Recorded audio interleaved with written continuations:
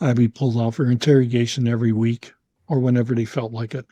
And they would try to give me books to read, propaganda. You couldn't refuse it. You had to take it. I was given toilet paper. I was given toothpaste. And I think I shaved every 3 months. And I was the last guy to get the razor.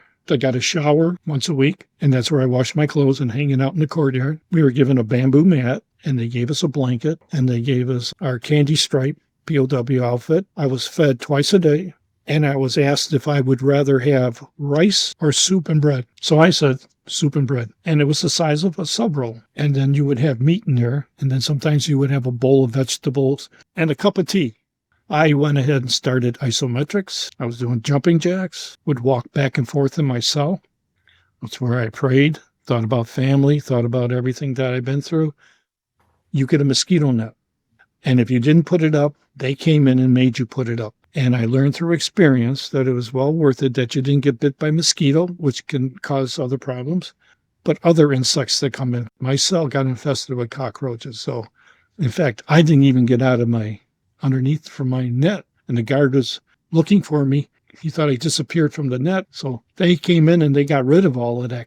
One of the stipulations from a guard was, when you're in solitary, don't pick the whitewash. So I took one chunk one time and they never noticed it. I drew anything I could picture in my head from schooling. I drew engine blocks, I drew pistons, the rings, valves, etc. I'm sitting there in my cell one day and a mouse comes in.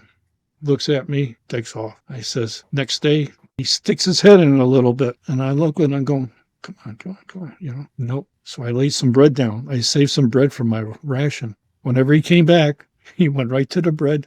He looked up at me and he was gone. Then he stopped coming. Somebody must have found him.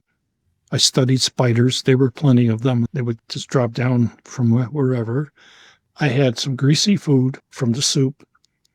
And the door slipped out of my hand before the guard could grab it. He thought I slammed it in his face. So he came after me with this big lock. It was this big and a big handle on it, like a cathedral lock. And then he just worked me over with it.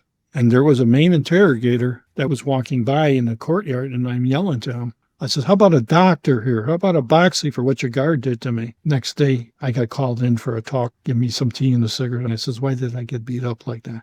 You were offensive to my guard. You closed the door in his face. Then it comes to the point of to take me out. And they started walking through the courtyard. I says, oh, I'm not going for a truck ride today.